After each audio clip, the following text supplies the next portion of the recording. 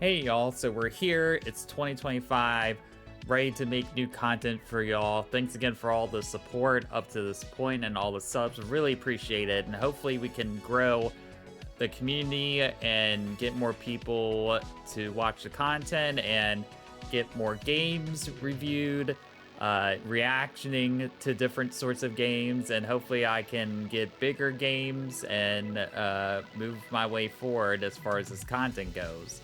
But I wanted to make this video doing something a little bit different, talk about games I've been playing recently from the end of last year into this year. I want to start talking about games that I got through Game Pass. I got Game Pass for the first time in a hot minute, and I'm playing a bunch of different games I'm catching up on. I first want to talk about Dungeons of Hinterberg. It's a dungeon-based game. You visit different dungeons in different areas. Each dungeon has a different level, so you can kind of plan your route as far as what dungeon you want to tackle when. It starts a little linear, but then it opens up and you can hit whatever dungeon you want in what order. A lot of dungeons are similar to a dungeon you would see in a Zelda. It's a lot puzzle element to it, but it's a lot more action-based as well. It's a nice balance between kind of a hack and slash as well as using magic and abilities to get your way through the dungeons. And then in between the dungeons, you're hanging around in this town. And this town, I believe, is maybe based like on an actual location. And you get to interact with a bunch of different people in the town, and you're also building relationships with them. So you have ratings as far as how high or low your relationships are with people, and through that, you get new abilities and new weapons. You can meet a character that kind of crafts the weapon you currently have and upgrades it. You meet characters that enhance different aspects of your personality. Amusement, relaxation.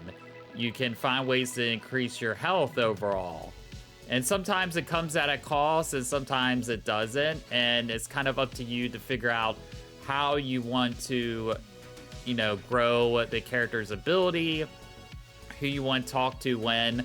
But it gets in a similar cycle. It's pretty much goes by day, and every day you go interact with people, then you go to a dungeon, then you interact with them at the end of the day, and then maybe you'll start a new scene the following day.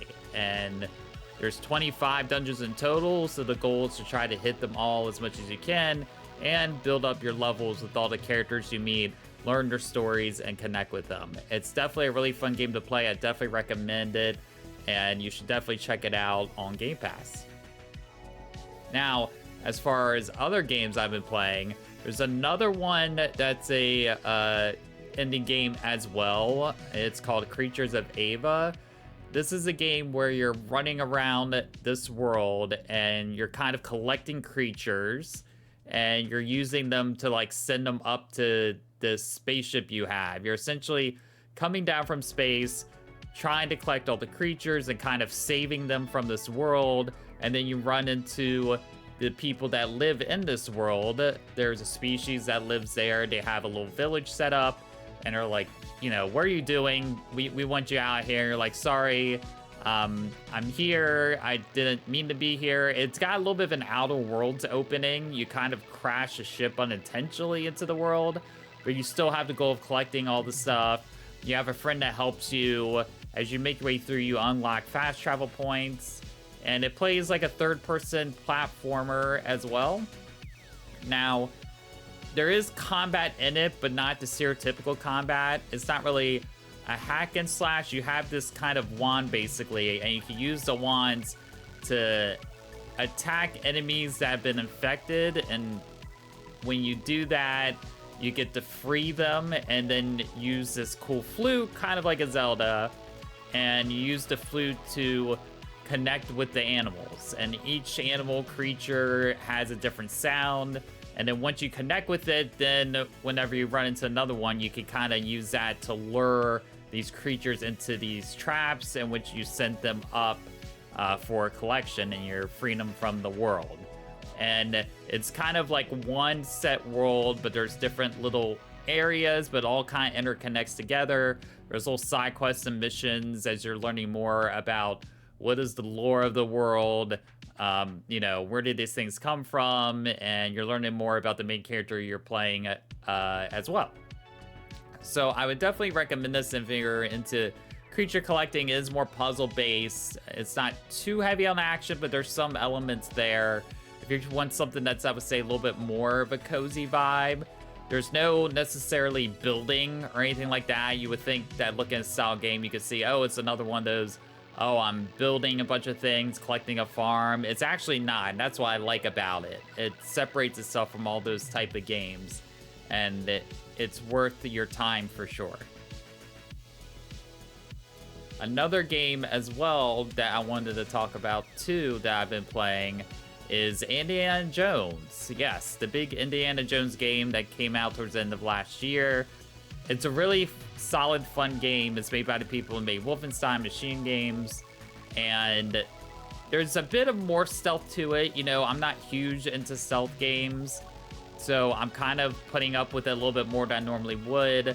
But the reason I'm putting up with it is because of the characters that you meet along the way, the cutscenes with Indy. There's side quests that develop as you go. You have a main mission, of course, as well. And then there's like little things for you to find. You can find these medicine bottles that you can use to purchase upgrades. You can find books that you can also use for upgrades. And then you're finding, you know, these points that you collect to actually use the books to upgrade yourself, whether it's your health or how you interact with different things. And the game switches between first and third person, mostly third when you're climbing something or swinging on a rope. Most of the times it's first person though. And as far as combat goes, at least with what I played so far, I haven't really used any weapons other than the tools that are around me. You're grabbing shovels, you're grabbing rocks, you're punching people in the face. You're not using guns so much, which is pretty much what Indy would do anyway. I don't know if it's gonna be like my top game from last year like it was for a lot of other people, because like I'm a casual Indy fan. I like the movies and stuff, but I don't love Indy like a lot of other people do. But for those that love Indiana Jones, this is definitely like the game you've been waiting for a very long time. And you can also play it on Game Pass. And that's basically all the games I've been playing on Game Pass currently. I still have Legend of Mana hop into as well. And I think Road 96 just appeared on there recently, so I like to hop into that too. But I'm trying to at least get one or two of these games beaten as I go. And so that's my main focus. Now, just wanted to mention too, I also have some games still from last year that I showed off on stream, a couple on the Switch, but the main one I've been focusing on is the Thaumaturge, which I made a video about. I'm continuing playing through that game, and I want to finish it. I'm not sure how long I'm into it. It is a nice length game, but I'm really enjoying the experience of it as I keep going. And it's a game I think people still need to check out. That's a bit under the radar. It's definitely worth your time. And, you know, I'll make my way through and beat it when I can. Again, I have Game Pass for the next couple months. I'm hoping to check out Avowed as well and give you my thoughts on that. I have the goal this year of getting a new PC. I don't know if I'll get one or not, but I hope so. I've had this PC for like 5 years. And as I'm starting to review and react to more content, getting codes for games, it would make my life a lot easier just because I don't know with some of the games how well it'll work on my PC. So to be able to not have that issue would be nice. You know, I try to get console codes when I can, but that's not always available for a lot of these games, especially the indie ones. I just wanted to make this video just kind of covering some things I've been playing.